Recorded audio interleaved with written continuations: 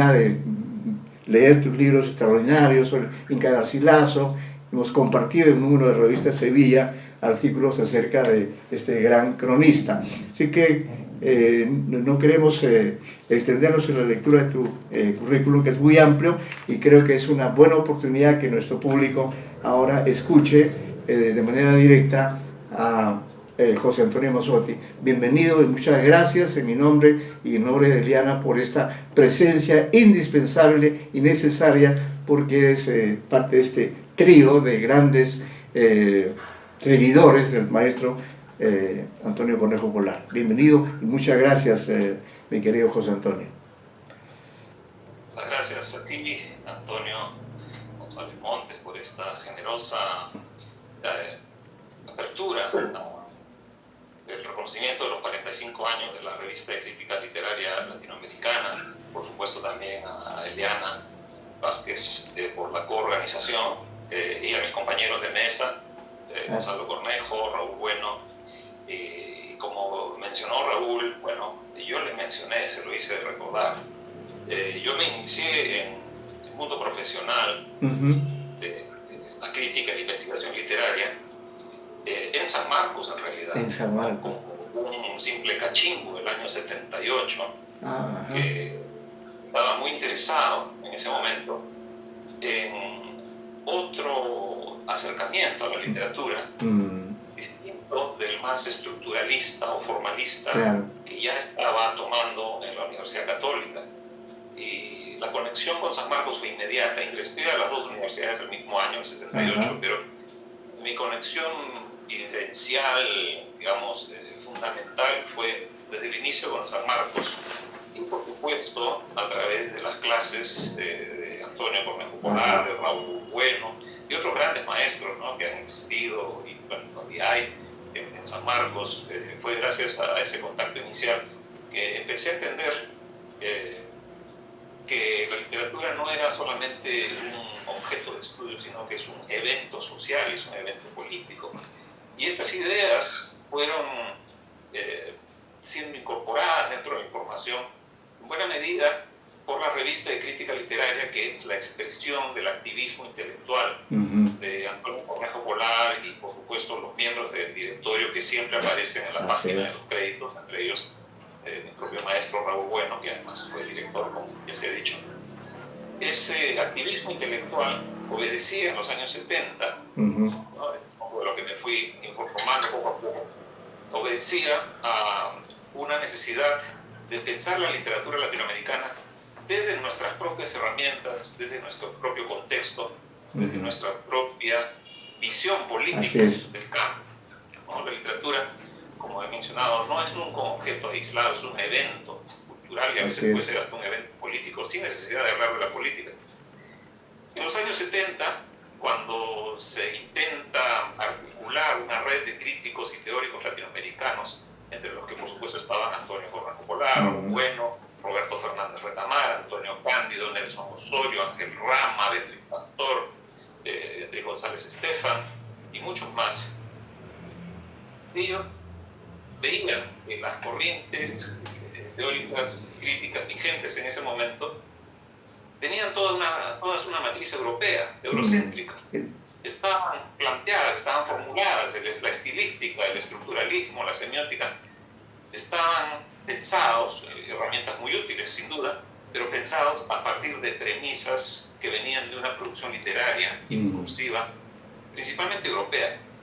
Entonces, ¿cómo analizar formas de expresión literaria con el mismo aparato, ¿no? Ahí había una dificultad, porque quedaban muchos niveles de significación de la literatura latinoamericana que no habían sido desentrañados por esos aparatos foráneos. Es cierto. Y había que crear nuestra propia metodología, nuestra propia teoría, incluso si fuera posible, ¿no? La revista es una expresión de esa inquietud en los críticos que he mencionado. Hay un intento inicial de fundar la revista en el año 73 en Chile, pero vino el golpe de Pinochet, se demoró el proyecto, y luego el primer número aparece, que es un número clásico que tiene algunos de los artículos fundamentales del momento, en julio del 75. Y desde entonces no se ha detenido. Una cosa casi milagrosa en el Perú, ¿no? Que una revista tenga una continuidad tan puntual a lo largo de 45 años. Se publica semestralmente, ya hace muy poco acaba de aparecer el número el 90. número 91. 91. ¿No? Ajá. Es Sí, estamos viendo, efectivamente. Sí. Se puede deducir por este título, es un número editado por Arturo Arias, un gran estudioso y novelista de Guatemala que enseña en California actualmente. Desde este mismo título se puede ver que se ha mantenido la misma línea teórica, crítica, metodológica y política, ¿no? ¿Por qué no decirlo? Claro que es sí. la de aplicar la literatura latinoamericana a sus problemas contextuales. Y uno de los grandes problemas contextuales, la evidencia es aplastante, en América Latina, y no solo en la literatura, es el colonialismo y el neocolonialismo, o como diría el mexicano, la colonialidad del poder. Entonces, cuando Cornejo Polar articula en esos mismos años, 60, 70 y 80, su propuesta de la heterogeneidad cultural, lo que está detrás es justamente el reconocimiento y el llamado urgente de estudiar esas otras formas de literatura, lo que él llamó sistemas literarios, que no son el sistema llamado culto, ¿no? El sistema vigente, que es el que vemos todavía hoy, ¿no? En el comercio, Careta, las editoriales transnacionales, ese tipo de literatura, que todavía se sigue produciendo y es hasta cierto punto la hegemónica porque mantiene el privilegio del poder económico, totalmente de la publicidad mediática, ¿no? E incluso con cierta influencia en los aparatos educativos. Así es. Pero esta literatura es una de tantas. Hay otras, por supuesto, ¿no? Si uno quiere ser verdaderamente democrático, fueron Antonio y, por supuesto, todos los miembros del comité fundador de la revista, hay que reconocer que otros grupos sociales tienen otras expresiones que no son menos estéticas, ni menos complejas, ni menos valiosas que la literatura que Alejandro Lich, chileno, el profesor chileno, llamó literaturas europoides, ¿no? Un poco un ton de sorna, pero con mucha razón. Y la revista entonces se fundó con ese criterio, el reconocimiento de los otros sistemas literarios, sobre todo el sistema de difusión, producción y difusión en castellano, en portugués, pero de vertiente oral, y el PAN-sistema, que tiene además no pequeño problema de tener que lidiar con 600 lenguas originarias, el PAN-sistema de las literaturas indígenas, o llamadas literaturas indígenas, por usar una fórmula convencional. Entonces la revista ha estado preocupada de mantener la amplitud de criterio, ¿no? El espíritu democrático con que se fundó, pero como es imprescindible también en cualquier publicación y en cualquier persona, hay que renovarse. Claro. La revista nació en Lima, se publicó en Lima hasta la partida de Antonio a Estados Unidos, a Pittsburgh, el año 87, y se traslada a Estados Unidos, donde ya ocurren algunas otras coordenadas, ¿no? Hay unos reacomodamientos del aparato teórico que tiene mucho que ver con la impronta de los estudios culturales, de la teoría postcolonial y posteriormente los estudios decoloniales. Pueden sonar como fórmulas foráneas, pero no lo son tanto en la medida en que ahora hay una interconectividad tan profusa y tan fecunda entre las academias de todas partes, que este tipo de acercamiento ya es casi un lenguaje internacional, ¿no? Aparte de esto, hay que reconocer que los tiempos han cambiado. La migración se ha vuelto un fenómeno potencial en las dinámicas de producción de discurso, sobre todo la llamada cuarta ola de la globalización latinoamericana, que más o menos se ubica, según el historiador norteamericano John Cotsworth, entre los años 80 hasta el día de hoy, ¿no? Dice cuarta ola de la globalización latinoamericana para contrastarla con la primera ola, que es la llegada de los europeos en el siglo XVI, la segunda gran ola, que es la ampliación de la importación de esclavos africanos, sobre todo en el siglo XVIII, luego una tercera ola de globalización que viene de Europa y de Asia, sobre todo inmigrantes chinos, japoneses, a fines del siglo XIX, principios del siglo XX. Pero estas son globalizaciones de allá para acá. O sea, de afuera de América de Latina afuera, hacia América hacia Latina. América Latina. En contraste, la cuarta ola de la globalización, la de fines del siglo XX en adelante, Ajá, es de América Latina hacia afuera. Y hacia eso afuera. crea una dinámica muy distinta. Así es. Porque los que se van de América Latina a Estados Unidos, a Europa, a trabajar, ¿no? A Japón, Así es. etc., no pierden el contacto tan fácilmente. Así ¿no? es. Y entonces crea un flujo, tanto monetario a través de las remesas, Claro. como intelectual y cultural. Así sin duda, es. ¿no? Y más aún ahora con la existencia del Internet, el intercambio de información es muchísimo más fácil y más fluido. Entonces, estos son fenómenos que han creado comunidades productoras de literatura, ¿no? Por ejemplo, los latinos en Estados Unidos, ¿no? O los expatriados, o los simplemente llamados transnacionales, es decir, aquellos que pueden asumir más de una identidad nacional, lo cual en sí mismo no es ni bueno ni malo, depende de cómo ¿Cómo se realiza uno? Al escritor, ¿no? Claro. Todos estos son fenómenos relativamente nuevos, cuales la literatura no es ajena y tampoco puede ser ajena a la revista de crítica literaria. Entonces hemos ido incorporando estos temas y por supuesto siempre hay un comité editor, aparte del comité fundacional, que trabaja de manera, digamos, más operativa, ¿no? Mucho más al día con cada número. Y así es que hemos ido sacando, ¿no? Desde el número 71, cuando Raúl Bueno me pasó la posta, esto fue el 2010, hace exactamente 10 años, y este número estuvo dedicado a los bicentenarios, claro, los bicentenarios que empezaron en 1810, entonces se conmemoraban y se conmemoraban el 2010, sobre todo México, Argentina. Venezuela, bueno, y Chile también. Entonces, ese es el primer número que me tocó dirigir. Inmediatamente recibí mucho apoyo, mucha acogida de colegas que se animaron a mandar sus contribuciones. Y luego siguieron otros números, también dentro del mismo espíritu crítico y teórico, como por ejemplo el 72, que se agotó rápidamente, dedicado al centenario del nacimiento de José María Herreras. No se ve bien porque sí, se nota, se ve. Se ve la foto. Es otro de los cambios que hemos introducido en la revista. Diseño gráfico, porque antes, si se acuerdan, los números antiguos eran de un solo color. Un solo color, claro. Sí.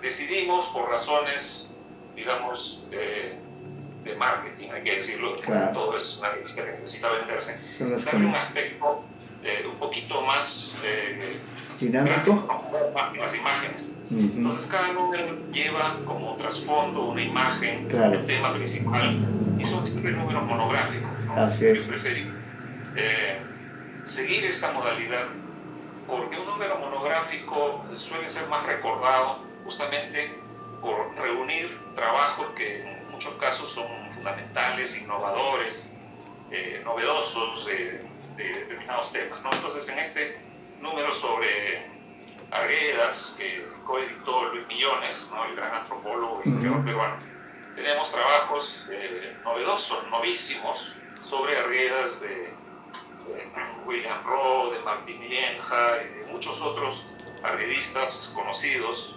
internacionales, que, bueno, hicieron del número un verdadero éxito. Y luego hemos seguido con otros monográficos, no voy a demorarme en cada uno de ellos porque son cerca de 20, pero no hay problema. por ejemplo, dedicado al cine, ¿no? Se llama Ojo al Cine, Cine y Literatura. Cine y Literatura. Coeditado por nada menos que el padre del nuevo cine latinoamericano, Fernando Birri, que es un cineasta, bueno, de los años 50 y 60, desgraciadamente falleció hace 2 años, y un profesor especialista en el tema de cine y literatura y de cine en general, ¿no? Que es Jorge Ruffinelli, ¿no? De la Universidad de Stanford.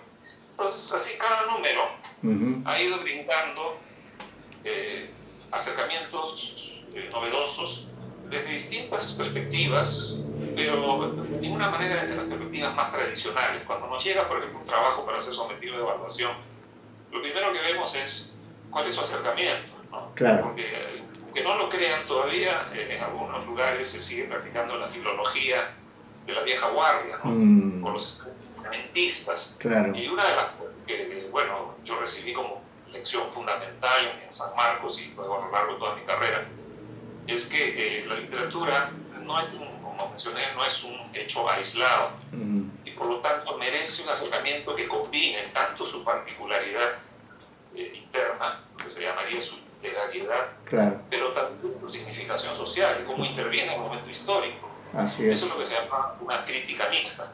Entonces, ni crítica inmanente ni crítica totalmente trascendente, sino la crítica mixta, que claro, me parece rica y es la que más o menos se practica en la gran mayoría de trabajos que nos llegan. Entonces, la dinámica es sencilla, como la de cualquier otra revista profesional, ¿no? claro, Arbitrada. Llega un trabajo, yo solamente soy el único que puede ver el nombre del autor, se manda anónimamente a 2 especialistas por lo menos, que no saben quién escribió el trabajo, y de estos colaboradores emiten un dictamen, recomiendan la publicación o la no publicación, o una publicación con modificaciones, que suele ser el caso más frecuente. Y luego de un periodo de espera, porque también tiene que pasar por la revisión del consejo editor, y siempre hay cosas que corregir, ¿no? Aparece entre 1 y 2 años después, ¿no? Uno puede decir, caramba, tanto demora, desgraciadamente sí, porque hay una acumulación muy alta de material y tratamos de dar cabida a la mayor cantidad posible. Por supuesto, no todo se publica, claro, pero todo, casi todo se evalúa, pasa por el dictamen de los expertos, ¿no? Entonces, lo que se llama el sistema de los pares ciegos. claro, pares ciegos. Los evaluadores saben quién es el autor, ni el autor sabe quiénes son los evaluadores, ¿no? Así es. Eso es lo que le permite a la revista mantener su nivel profesional, ¿no? Como ya se mencionó, son las revistas mejor consideradas en el campo de la crítica literaria latinoamericana, precisamente porque todo lo que se publica, desde el número 1 hasta el día de hoy, ha pasado por muchos filtros de calidad. No se publica cualquier cosa. Claro. Es una revista altamente académica que privilegia la investigación novedosa, hecha con rigor, por supuesto. Claro. ¿No? Esa es la clave fundamental, eso es lo que nunca se negocia, el rigor académico. Entonces, cada uno de estos números, que suele tener alrededor de 400 páginas, 20 y tantos artículos, más sección de notas, sección de reseñas, a veces sección de homenajes, implica muchísimo trabajo, mucho tiempo que se le dedica a cada número. Pero, bueno, hay que poner el hombro, ¿no? Recibo ayuda, por supuesto, de evaluadores, el mismo Raúl muchas veces nos ha ayudado con opiniones, sugerencias, evaluaciones, y otros de los miembros del comité editor, que hacen la labor un poquito más llevadera, ¿no? Y solo para terminar, porque no quiero ya demorarme demasiado, después de haber hecho esta trayectoria, quiero decir que mi formación profesional también le debe a la revista mi primer entrenamiento como crítico literario, porque recuerdo muy bien el año 78, cuando llevé mi primer seminario de teoría literaria en San Marcos con Antonio Cornejo Polar, fue que había que empezar por escribir reseñas, y la reseña, como decía Antonio, es la unidad mínima de la crítica literaria. Así es. Por ejemplo, actualmente en la revista tiene alrededor de 1200 palabras, que son más o menos de 3 a 4 carillas a doble espacio. Pero para decir algo sustancial sobre un libro, en 3 o 4 carillas, algo que no solamente sea una descripción del libro reseñado, sino también una evaluación, hay que tener una tremenda capacidad de síntesis. Así es. Y esto es parte de un entrenamiento como crítico. Así es. El crítico también necesita cuidar su lenguaje, necesita manejar sus recursos y sus límites. Y el espacio siempre es un límite. En cualquier revista del mundo. Hay incluso reseñas de 600 palabras en otras revistas, ¿no? Yo no quiero ser nunca tan abusivo, porque 600 ya me parece muy poco.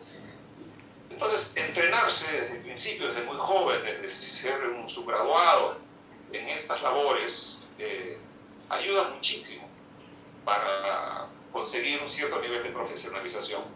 Luego vienen las notas, luego viene otro formato que no se publica en la revista como tal, que es la ponencia, que es la presentación en público, ¿no? De congresos profesionales, la conferencia, por supuesto, pero el objetivo final, digamos, lo que sería el sumum al que aspira uno a llegar para publicar en una revista profesional, es el artículo académico, ¿no? Y por supuesto, ya fuera de eso, cada autor tiene el tiempo, los recursos y la capacidad, pues necesitaría publicar un libro, ¿no?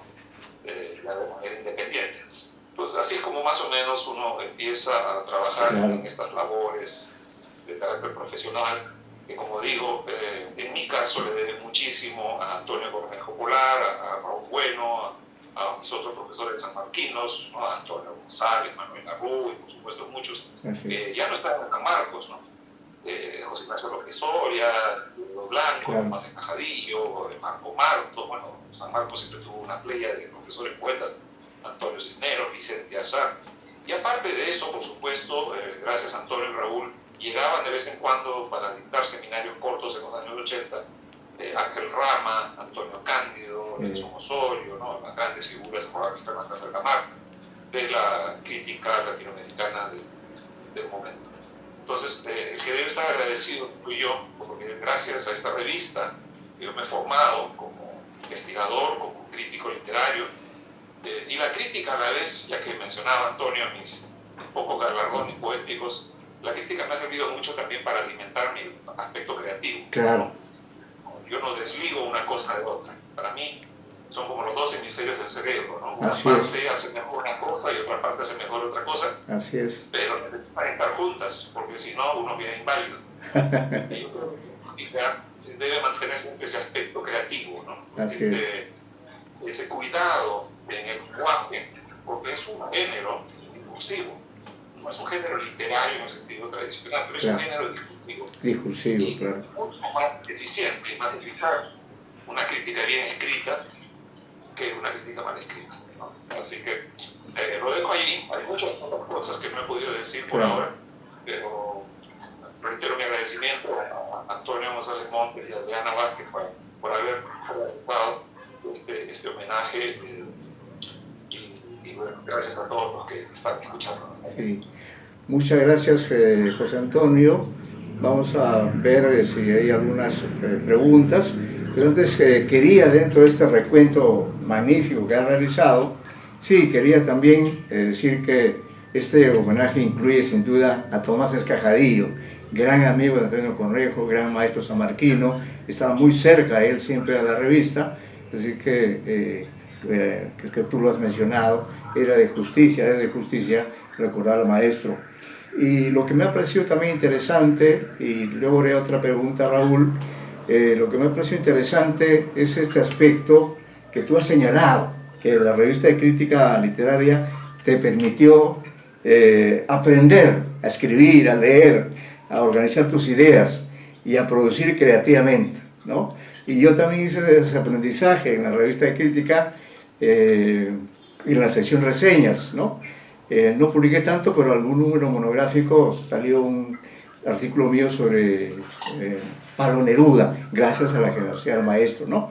No he tenido una relación muy continuidad, pero siempre estoy a la expectativa y gracias a ti, cuando nos hemos encontrado, acá tengo un magnífico número, es el Perú al pie del orbe, que me hace recordar justamente tu presencia en la asociación de peruanistas, ¿no? Que estuvimos juntos en Canadá, pero este número es del 2015 y corresponde al séptimo Congreso Internacional de Peruanistas, con artículos sumamente interesantes de críticos que yo no había leído, ¿no? Y gracias a la revista que tiene esta organización, para mencionarte solo un artículo que tú debes recordar de este número en la sección miscelánica, ¿no?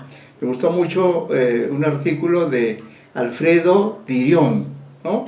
César Calvo o las otras mitades del Perú, que tiene mucha relación con lo que tú has dicho ahora, es decir, que la literatura no es un objeto, es un proceso social, simbólico, antropológico, heterogéneo en esencia, ¿no? Y que requiere la mayor lucidez. Y coincido también contigo en que la creación literaria debe ser crítica también, y a su vez la crítica debe ser creativa. Creo que eso es lo que ha hecho que los estudios de Raúl Bueno y los tuyos y otros críticos tengan esa audiencia, ¿no? Que tengan esa capacidad de sintetizar en un libro o un artículo contenidos relevantes.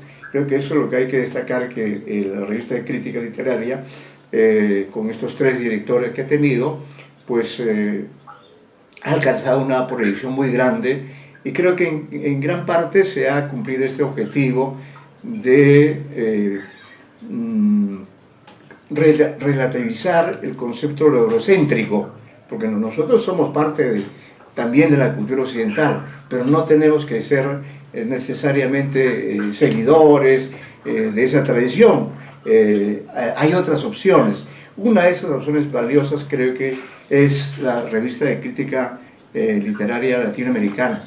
Así que estoy muy agradecido porque en los 3 he visto efectivamente esta voluntad de luchar, de perseverar, de conservar la lucidez, la serenidad, porque esta es una tarea inmensa y lo hemos visto. Uno recibe el número impecable, memorable, pero no sabe cuánto trabajo hay detrás de cada número. Pero eso sí lo saben Gonzalo Cornejo, lo sabe Raúl Bueno, lo sabe José Antonio Mazzotti. Así que a los 3 les agradezco. Y quizá quieran comentar, mi querido Raúl, me dirijo a ti. Me gusta mucho tus trabajos sobre Borges. Entonces, como acá hay público joven, porque precisamente son los alumnos de San Marcos los que están participando, ¿no? He querido justamente que la voz de los maestros llegue hacia ellos para que ellos también participen, ¿no? Entonces, le preguntaría a Raúl si fuera tan amable, el que ha trabajado tanto a Borges, que es un autor que también nos apasiona, digamos, ¿cuál sería la mirada en este momento de Raúl acerca de Borges? Bueno, y a José Antonio le preguntaría también, ya que él tiene muchos seguidores, en sus estudios sobre el Inca Garcilaso, también quisiera algunas ideas complementarias, especialmente pensando en los más jóvenes, para que con la palabra de ustedes puedan orientarse mejor, porque también el acto de leer, y leer bien, no es algo que se aprende de la noche a la mañana, ¿no? Ahí también hay códigos, hay signos, hay estrategias, que es lo que uno va aprendiendo en el día a día. Así que plantearía estas 2 cuestiones, una para Raúl Bueno, referente a Borges, es decir, ¿cuán vigente está Borges en él? Seguramente que sí. Y en el caso de José Antonio, la pregunta sería también cuán vigente está en él y en los que lo leemos la figura del Inca Garcilaso. Escucharemos en primer lugar a Raúl Bueno con la venia de todo este distinguido grupo que nos acompaña esta noche memorable del 26 de agosto del 2020. Raúl, si fueras tan amable. Sí, claro. Voy a responder brevemente a la parte de Borges porque yo quisiera recobrar algunas líneas de pensamiento que se han esbozado. Ajá. Que no quisiera que caigan. Son importantes. Sí. Borges, en la perspectiva de la revista de crítica literaria, podría ser un escritor típico de nuestra América. Ajá. Quizá uno de los más típicos, que siendo local y siendo criollista y siendo